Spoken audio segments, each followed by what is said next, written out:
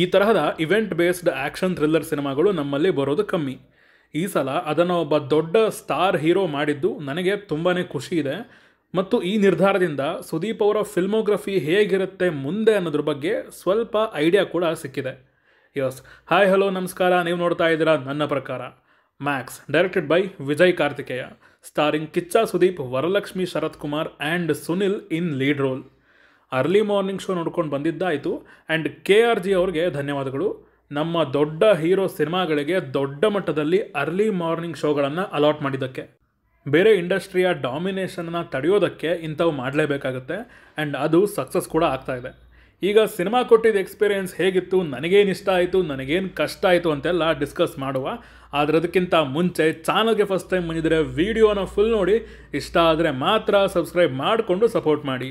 Max ಸಿನಿಮಾದ one line story ವಿಚಾರಕ್ಕೆ ಬಂದರೆ, ಸಸ್ಪೆನ್ಷನ್ ಮುಗಿಸ್ಕೊಂಡು ಹೊಸ ಸ್ಟೇಷನ್ಗೆ ರಿಪೋರ್ಟ್ ಮಾಡೋಕ್ಕೆ ಬರ್ತಿರೋ ಅರ್ಜುನ್ ಮಹಾಕ್ಷಯ್ಗೆ ಒಂದು ಅಚಾನಕ್ಕಾಗಿ ಸಿಚುವೇಶನ್ ಎದುರಾಗುತ್ತೆ.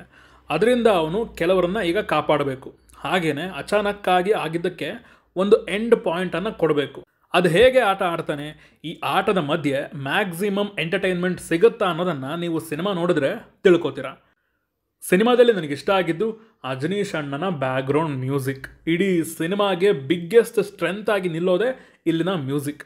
ಆ್ಯಕ್ಷನ್ ಥ್ರಿಲ್ಲರ್ ಸಿನಿಮಾ ಆದರೂ ಕೂಡ ಇಲ್ಲೊಂದಷ್ಟು ಇವೆಂಟ್ಸ್ ಇವೆ, ಸಸ್ಪೆನ್ಸ್ನ ಕ್ರಿಯೇಟ್ ಮಾಡೋ ಸೀನ್ಸ್ ಇವೆ, ಟೆನ್ಷನ್ನ ಕ್ರಿಯೇಟ್ ಮಾಡೋ ಸೀನ್ಗಳಿವೆ, ಎಮೋಷನ್ನ ಟಚ್ ಮಾಡೋಕ್ಕೆ ಕೆಲವು ಸಿಚುವೇಶನ್ಗಳಿವೆ.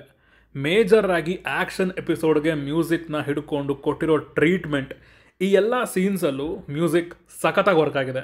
ಬ್ಯಾಕ್ಗ್ರೌಂಡ್ ಸ್ಕೋರ್ಗೆ ಒಂದು ಕನ್ಸಿಸ್ಟೆನ್ಸಿ ಅನ್ನೋದು ಇಲ್ಲಿ ಕಾಣಿಸುತ್ತೆ.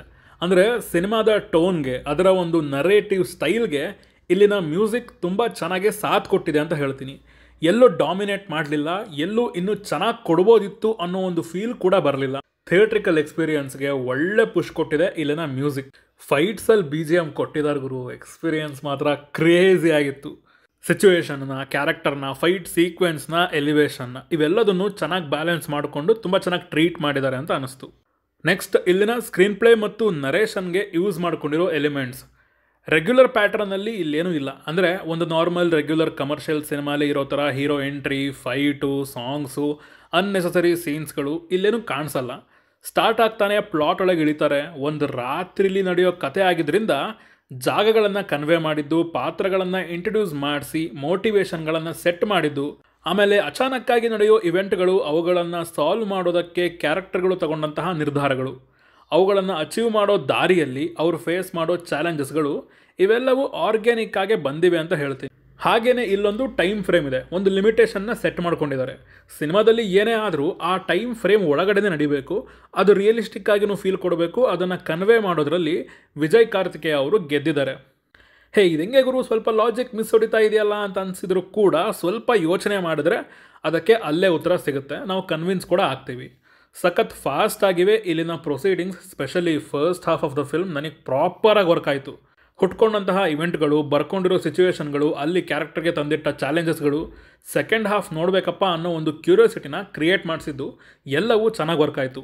ಸಿನಿಮಾದಲ್ಲಿ ಡೈಲಾಗ್ಸ್ಗಳು ಚೆನ್ನಾಗಿವೆ, ಅದನ್ನು ಸ್ಕ್ರೀನ್ ಪ್ಲೇನಲ್ಲಿ ಬ್ಲೆಂಡ್ ಮಾಡ್ಕೊಂಡಿದ್ದು ಇಂಟ್ರೆಸ್ಟಿಂಗ್ ಆಗಿದ್ವು. ಸೀನ್ ಟು ಸೀನ್ ಸ್ವಿಚ್ ಆಗಬೇಕಾದ್ರೆ ಮ್ಯಾಕ್ಸ್ ಕ್ಯಾರೆಕ್ಟರ್ ಹೇಳೋ ಡೈಲಾಗ್ಗಳು ಸಿನಿಮಾದ ಸಿಚುವೇಶನ್ಗೆ ಡೆಪ್ತ್ನ ಆ್ಯಡ್ ಮಾಡ್ತಿದ್ವು. ಹಾಗೇನೆ ಮುಂದೇನಾಗುತ್ತೆ ಅನ್ನೋದರ ಕಡೆ ಕುತೂಹಲನೂ ಕ್ರಿಯೇಟ್ ಮಾಡ್ತಿದ್ವು. ಸೆಕೆಂಡ್ ಹಾಫಲ್ಲಿ ಬಂದಂತಹ ಟ್ವಿಸ್ಟ್ಗಳು ಅನ್ಎಕ್ಸ್ಪೆಕ್ಟೆಡ್ ಆಗಿದ್ವು ಅಂತಲೇ ಹೇಳ್ತೀನಿ.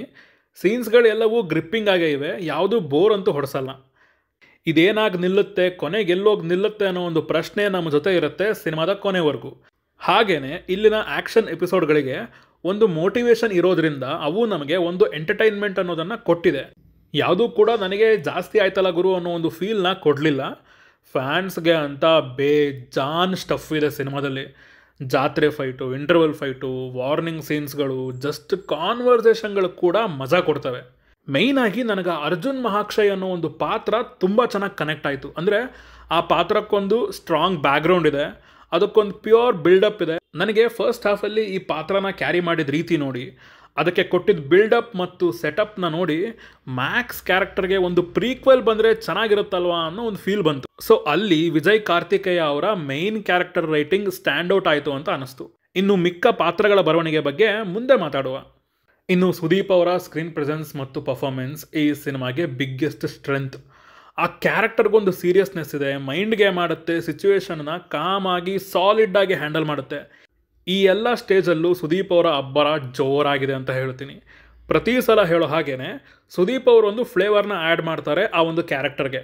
ಅದು ಬರೀ ಆ್ಯಟಿಟ್ಯೂಡ್ ಆ್ಯಂಡ್ ಸ್ವ್ಯಾಗಲ್ಲಿ ಅಷ್ಟೇ ಅಲ್ಲ, ಫೈಟ್ಸಲ್ಲೂ ನೋಡೋಕೆ ಸಿಗುತ್ತೆ. ಫ್ಯಾನ್ಸ್ಗಂತೂ ಹಬ್ಬ ಅಂತ ಹೇಳ್ತೀನಿ, ತುಂಬ ಎಂಜಾಯ್ ಮಾಡ್ತಾರೆ. ಬೇರೆ ಕ್ಯಾರೆಕ್ಟರ್ಗಳ ಪರ್ಫಾರ್ಮೆನ್ಸ್ ಕೂಡ ಇಷ್ಟ ಆಯಿತು. ಕೆಲವು ಜೂನಿಯರ್ಸ್ದು ಬಿಟ್ಟು ಉಗ್ರ ಮಂಜು ಅವ್ರ ಪಾತ್ರ ಮಜಾ ಇತ್ತು. ರಿಯಾಕ್ಷನ್ಸ್ನ ತಗ್ಸುತ್ತೆ ಆ ಒಂದು ಪಾತ್ರ ಸಿನಿಮಾ ನೋಡುವಾಗ. ಇನ್ನು ವಿಜಯ್ ಕಾರ್ತಿಕೇಯ ಅವರ ಕೆಲಸ ಇಷ್ಟ ಆಯಿತು. ಚೆನ್ನಾಗಿ ಹ್ಯಾಂಡಲ್ ಮಾಡಿದ್ದಾರೆ ಸಿನಿಮಾದ ಕಥೆನ ಮತ್ತು ಕಿಚ್ಚ ಸುದೀಪ್ ಅವರ ಸ್ಟಾರ್ಡಮ್ನ. ಡೆಬ್ಯೂ ಡೈರೆಕ್ಟರ್ ಆಗಿದ್ದರೂ ಕೂಡ ಆ ಫೀಲ್ ಕಾಣಿಸಲ್ಲ. ಸಿನಿಮಾದ ಟೇಕಿಂಗ್ ಮತ್ತು ಸ್ಕ್ರೀನ್ ಪ್ಲೇ ತುಂಬ ಚೆನ್ನಾಗಿ ಹ್ಯಾಂಡಲ್ ಮಾಡಿದ್ದಾರೆ. ಟೆಕ್ನಿಕಲಿ ಸಾಲಿಡ್ಡಾಗಿ ತೆಗೆದಿದ್ದಾರೆ ಸಿನಿಮಾನ. ಮೇಕಿಂಗ್ ರಿಚ್ ಆಗಿದೆ. ವಿಜುವಲ್ಸ್ ಕೂಡ ಚೆನ್ನಾಗಿವೆ. ರಾತ್ರಿ ಅಂದ ತಕ್ಷಣ ಬರೀ ಕತ್ಲೆ ಇರುತ್ತೆ ಅಂತ ಅನ್ಕೋಬೇಡಿ. ವಿಜುವಲಿ ಚೆನ್ನಾಗಿ ಬಿಲ್ಡ್ ಮಾಡಿದ್ದಾರೆ ಸಿನಿಮಾನ. ಪೊಲೀಸ್ ಸ್ಟೇಷನ್ ಡಿಸ್ಟೆನ್ಸ್ ತೋರಿಸೋದು, ಮ್ಯಾಕ್ಸ್ ಹಾಕೋ ಪ್ಲ್ಯಾನ್ಸ್ನ ತೋರಿಸಿದ ರೀತಿ, ಇವೆಲ್ಲವನ್ನ ಕನ್ವೆ ಮಾಡಿದ್ದು ಚೆನ್ನಾಗಿತ್ತು. ಸಾಂಗ್ ಪ್ಲೇಸ್ಮೆಂಟ್ ಚೆನ್ನಾಗಿವೆ. Lions roar, maximum mass and climax ಅಲ್ಲೊಂದು ಬರುತ್ತೆ, ಅವು ಚೆನ್ನಾಗಿದ್ವು. ನೀಟಾಗಿ ಫ್ಲೋ ಅಲ್ಲಿದ್ವು. ಯಾವುದೂ ಕೂಡ ಫೋರ್ಸ್ಡ್ ಅಂತ ಅನ್ನಿಸ್ಲಿಲ್ಲ. ಬಟ್ ಅದು ಯಾವುದೋ ಹಾಟು ಮಾಮ ಅಂತ ಬಂತು ಗುರು. ಅಟ್ಲೀಸ್ಟ್ ಅಲ್ಲಿ ಗೊತ್ತಿರೋ ಮುಖಗಳು ಇದ್ದಿದ್ದರೆ ಸಾಂಗ್ನ ಇನ್ನೂ ಚೆನ್ನಾಗಿ ರಿಸೀವ್ ಮಾಡ್ಕೋಬೋದಿತ್ತು ಅಂತ ಅನಿಸ್ತು. ಅದಷ್ಟು ಮಜಾ ಕೊಡಲಿಲ್ಲ ಸಾಂಗು. ಇನ್ನು ಸಿನಿಮಾದಲ್ಲಿ ನನಗೆ ಕಷ್ಟ ಆಗಿದ್ದ ವಿಚಾರಕ್ಕೆ ಬಂದರೆ ಸಪೋರ್ಟಿಂಗ್ ಕ್ಯಾರೆಕ್ಟರ್ಸ್ ರೈಟಿಂಗ್ ಇಷ್ಟ ಆಗಲಿಲ್ಲ ನನಗೆ. ಅಷ್ಟೊಂದು ಇಂಪ್ರೆಸ್ ಮಾಡಲಿಲ್ಲ.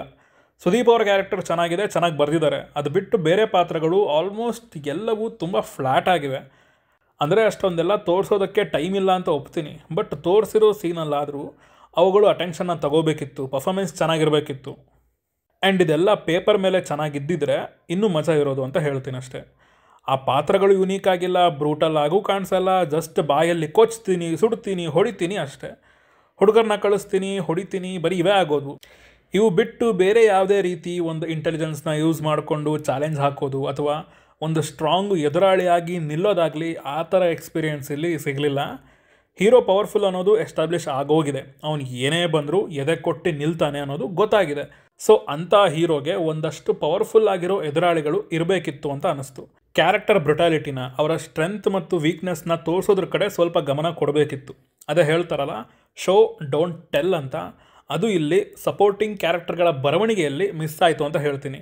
ವರಲಕ್ಷ್ಮಿ ಅವರ ಕ್ಯಾರೆಕ್ಟರ್ ಬಂದಾಗ ಪರವಾಗಿಲ್ಲ ಅಂತ ಅನ್ನಿಸ್ತು. ಬಟ್ ಹೋಗ್ತಾ ಹೋಗ್ತಾ ಆ ಪಾತ್ರ ಸಿನಿಮಾಗೆ ಯಾವುದೇ ರೀತಿ ಪುಷ್ ಕೊಡಲಿಲ್ಲ, ಸ್ಪೆಷಲಿ ಸೆಕೆಂಡ್ ಹಾಫಲ್ಲಿ.